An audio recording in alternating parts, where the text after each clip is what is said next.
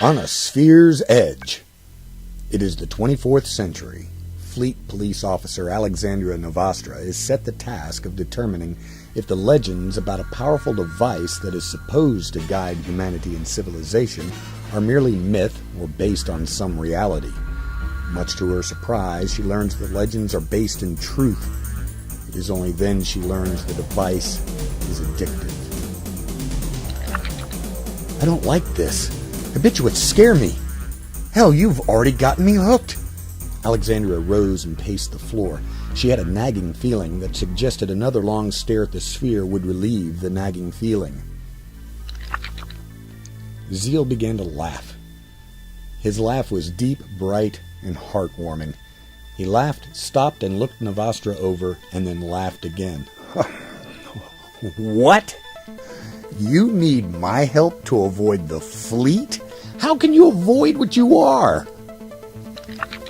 The announcer concluded the story and then said, and to repeat this breaking news, there was another terrorist bombing almost 2 hours ago. The intergalactic terrorist group Spirits of the Sphere has publicly announced their responsibility in the bombing at 3P's Globes Gallery, saying that commercialism is suppressing the true order of the sphere. Authorities have not yet confirmed that Spirits of the Sphere is responsible, and have not yet ruled out other organizations or even the possibility that the bombing was caused by an individual or individuals in a copycat fashion. Reports are still coming in, but there is an estimated 6 dead and 32 wounded. The announcer went on to detail the situation, while images taken from security cams and cops' eyes showed the carnage. Alexandria's mind drifted.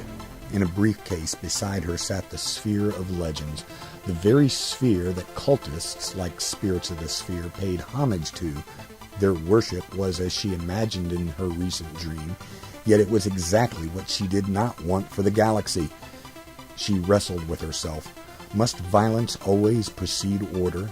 Does entropy have to lead to chaos? Could she help to keep the peace? Or would the violence continue no matter what she might do? If she successfully kept the sphere from her rival, kept it out of the hands of military minds, she might stop some killing and oppression, and yet the violence and hatred would go on. The cultists were on the side the sphere represented, and yet they were as militant as the military. She wondered at her purpose. Both Alex and Zeal felt the sink in the middle of their stomachs as the density wave generators drilled a pit in normal space and the craft fell into the artificial wormhole, sucking the XB-3 out of the fabric of the space-time continuum. Suddenly, the ship began to shudder. Items within the cabin began to rattle and bounce.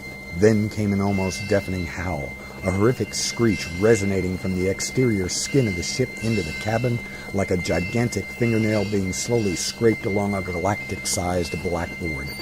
Alex's training stepped in. She shouted conditions at the top of her lungs. Inertial breakers are offline. Artificial gravity failing. Wait, there it goes. With that came a deep, loud crack. Zeal had not engaged his safety webs, so he was lifted from his chair. No shit! Alex glanced over her shoulder at him, and then returned her attention to the instruments and shouted, Hang on! Zeal reached out to grab the seat, but the thrust of his reach caused him to free fall away from his target. Alex worked feverishly at the controls. Almost got it. She fought the buffeting of the vessel as she rerouted systems. Then, without warning or dignity, Zeal slammed to the floor. What the hell is going on? Alex continued to fight the ship and make corrections at the consoles. No time to worry about the breakers, just hold on. She checked systems and made adjustments with all the skills at her command.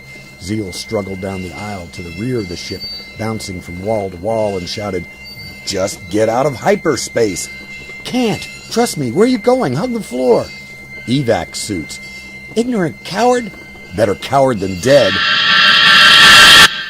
On a Sphere's Edge. Visit the blogyinyang.com link for more information. On a Sphere's Edge, available now as an Amazon ebook. Use the link to order a copy. Audiobook coming soon.